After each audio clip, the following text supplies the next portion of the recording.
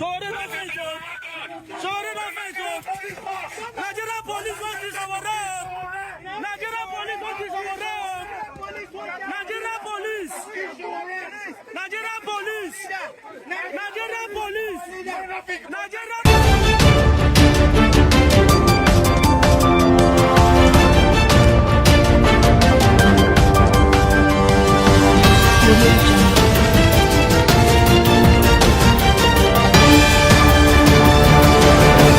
ALF Yorùbá TV.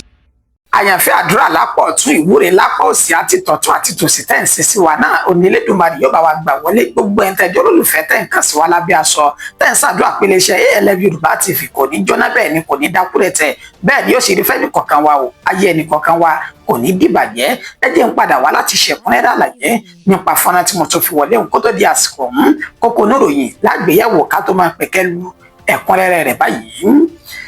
Àyànfẹ́ mo níbi tá à ń lọ fún tásìkò yìí kò jìnnà bẹ́ẹ̀ níbi tá a tún fẹ́ yà gan kò lọ fà o ẹ jẹ́ ká kọ́kọ́ bẹ̀rẹ̀ láti ìwọ́de June 12 yìí tó ń wáyé káàkiri orílẹ̀-èdè Nàìjíríà lónìí orí Ọmọyẹlé Sowore ń láti kọ́kọ́ síde kí ni tó ṣẹlẹ̀ sí ẹ̀kúnrẹ́rẹ́ àlàyé bọ̀ láìpẹ́ yìí. Mo sì wà lórí ìwọ́de yìí náà ni o ebi ń pa àwọn ọmọ yìí ìyà ń jẹ àwọn ọmọ yìí ẹ tètè dá wọn padà wá sílé ní kíákíá kọ́mọ́nkóbó àgbàgbẹjọ́rò Fẹ́mi Fálànà ló ṣe àlàyé lásìkò tó ń ṣe ìwádìí June 12. Àyànfẹ́ ìrú ẹkùn ti bẹ̀rẹ̀ iṣẹ́ báyìí ọwọ́ àwọn ìrú ẹkùn sì ti tẹ àwọn Fúlàní báńdíìtì méjì ọ̀tọ̀ọ̀tọ̀ ní ilẹ̀ Yorùbá lẹ́yìn tí wọ́n já àwọn ènìyàn kan gbé ìyún ní ìpínlẹ̀ Ọ̀ṣun. Àwọn báńdíìtì yìí náà tún ṣọṣẹ́ o lọ́nà méjì ọ̀tọ̀ọ̀tọ̀ ní ìpínlẹ̀ Katsina wọ́n jí balẹ̀ ilé kan gbé wọ́n sì yìnbọn lù kan o. Ọ̀dọ́bìnrin kan lèyí táwọn ọmọ ogun ilẹ̀ yìí tán ti dọ́là ẹ̀mí rẹ̀ kalẹ̀ lọ́wọ́ àwọn báńdíìtì ní ìpínlẹ̀ Plateau nígbà tí akitiyan lọ lọ́wọ́ láti gba àwọn méjì tó kù kalẹ̀ wá sílẹ̀ láyọ̀ àtàláfíà.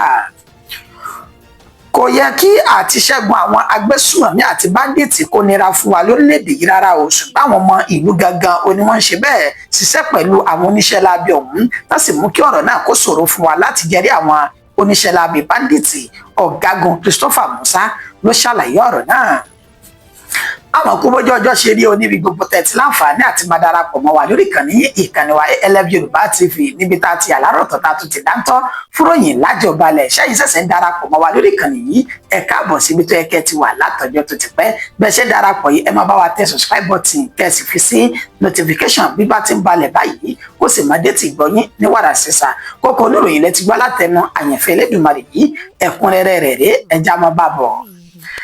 Àyànfẹ́ mú níbi tá à ń lọ lásìkò yóò jìnnà bẹ́ẹ̀ níbi tá a fẹ́ yà náà kò lọ fàbí tí wù kó máa ká bẹ̀rẹ̀ láti bí ìwọ́de June 12 tó wáyé ní kọ̀rọ̀kọ̀dọ̀ orílẹ̀-èdè Nàìjíríà lọ́jọ́ títì ní orí Ọmọyẹlé Sowore láti ti bẹ̀rẹ̀ mo ní kí ló ṣẹlẹ̀ sí àlàyé ọ̀hún rèé lẹ́kùnrẹ́rẹ́.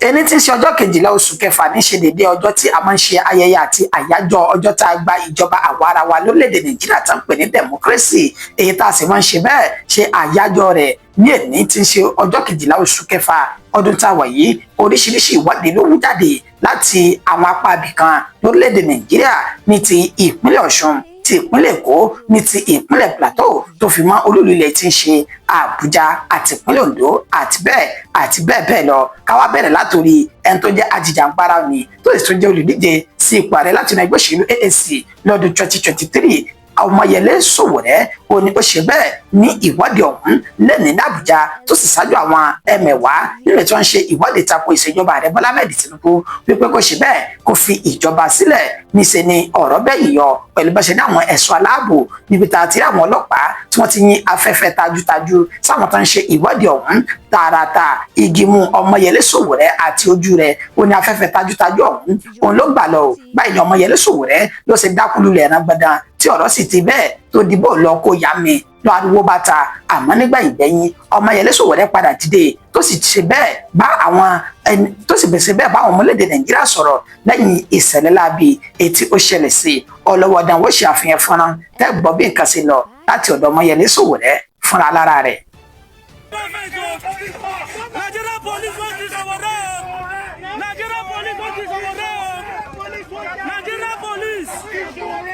Nigeria police. Greatest of the greatest Nigerian people, you have seen what your security forces are made of. And the reason we came all the way is to prove that point that we don't have a democracy. If we had a democracy, nobody would have poured chemical directly in the lungs of any Nigerian who is asking for democracy and real democracy. This is democracy. And this is what I call morontocracy. Exactly. Morons have hijacked our country. Yes. But what we cannot afford to do, regardless of the inconveniences, even in the face of death, is that we cannot afford to go back. No retreat. No retreat. No surrender. No retreat. Ẹ káàbọ̀ padà ẹ rí i pé ó lágbára báyìí k'Elédùmarè kó ṣàánú wa ní o lásìkò tá à ń ṣe ìjọba àwarawa lọ́wọ́ tírú àwọn kan báyìí tó tún ṣẹlẹ̀ ẹ jẹ́ máa tẹ̀síwájú lápá bẹ́ẹ̀.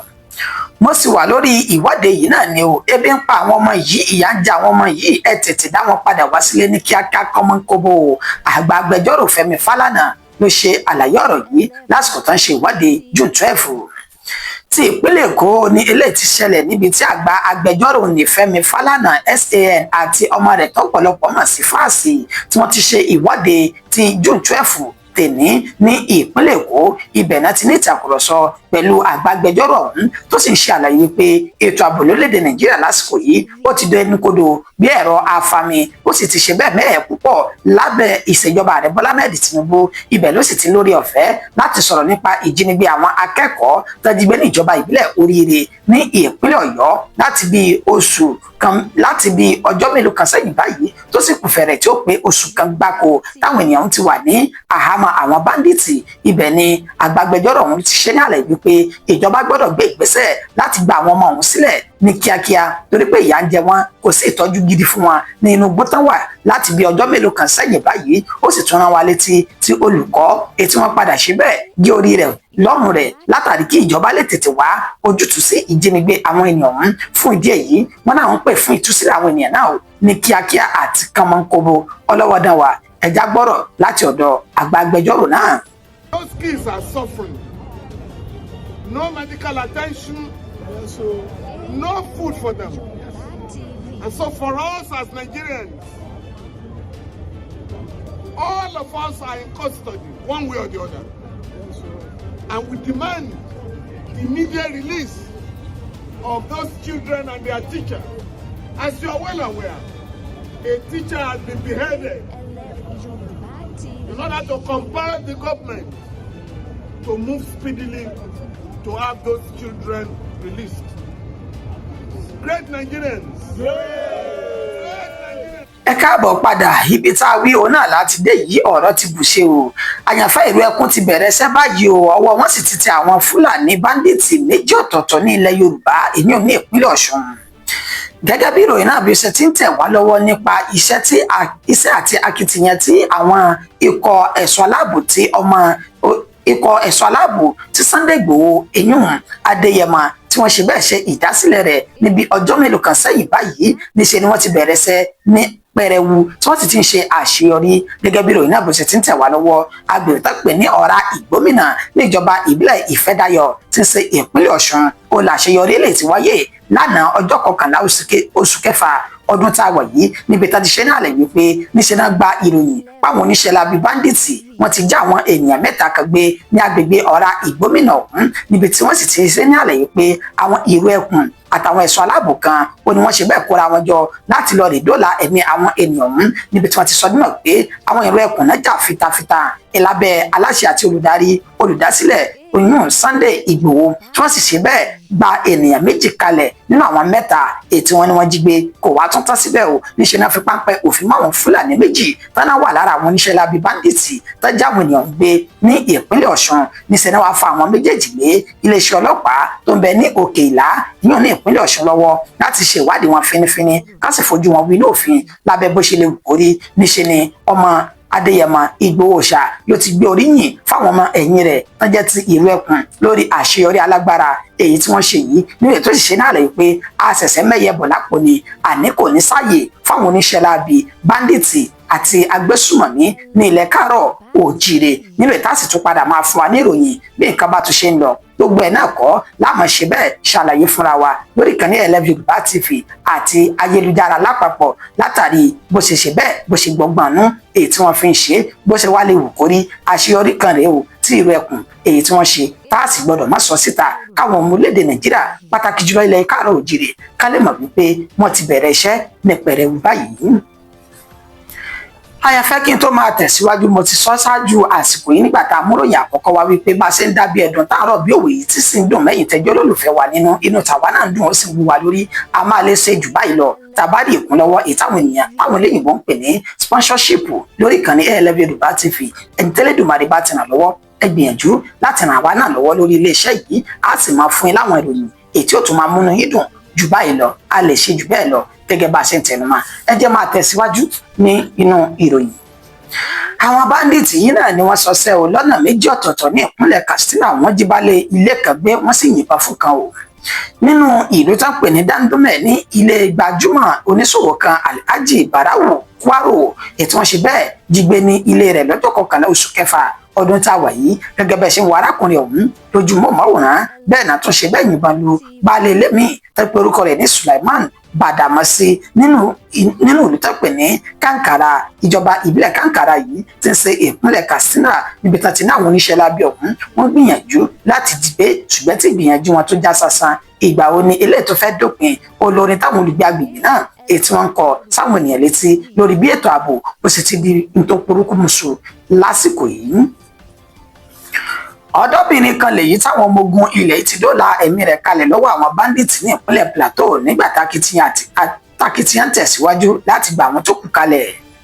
Ikọ̀ ọmọ ogun lẹ́yìn Operation Enduring Peace ni wọ́n ti ṣe bẹ́ẹ̀ ṣe àṣeyọrí pẹ̀lú bá ṣe gba ọ̀dọ́bìnrin kan kalẹ̀ lára àwọn ènìyàn mẹ́ta tí wọ́n ní wọ́n jí gbé lọ́jọ́ 11 oṣù kẹfà ọdún tá a wọ̀ yìí lábúlé tó pè ní Mangar ní ìjọba ìbílẹ̀ Bokos tí ń ṣe ìpínlẹ̀ Plateau àwọn ènìyàn mẹ́tẹ̀ẹ̀ta ọ̀hún tó jẹ́ ọ̀dọ́mọdé náà porúkọ wọn ní Linda Ibrahimu ẹni ọdún 15, Mashaki Ibrahimu ọmọ ọdún 8 àti Samuel John ọmọ ọdún 8 nígbà tí ìròyìn dé tí ikọ̀ ọmọ ogun ilẹ̀ yìí Operation Enduring Peace náà pa akitimọ́lẹ̀ láti tẹ̀lé àwọn oníṣẹ́ lábẹ́ ọ̀hún ṣùgbọ́n akitiyan wọn ló padà ṣe èso rere ibi tí wọ́n ti dóòlà Linda Ibrahimu ọmọ ọdún 15 ọ̀hún èyí tẹ́ ń wò lójúmọ́ máwòrán ìtẹ̀síwájú sí ti ń lọ láti dájú pé wọ́n gba àwọn tó kù kalẹ̀ wálé láyọ̀ àtàlàáfíà. Kò yẹ kí àti ṣẹ́gun àwọn agbésùmọ̀mí àti báńdíìtì nira fún wa ní orílẹ̀-èdè Nàìjíríà ṣùgbọ́n àwọn ọmọ ìlú gangan ó ní wọ́n jẹ́ kí iṣẹ́ náà kó ṣòro fún wa láti ṣe torí pé wọ́n ń ṣe bẹ́ẹ̀ fún wọn ní jíjẹ àti mímu àtàwọn ìròyìn èyí tí ń tú àṣírí iṣẹ́ ológun lẹ̀ yìí síta.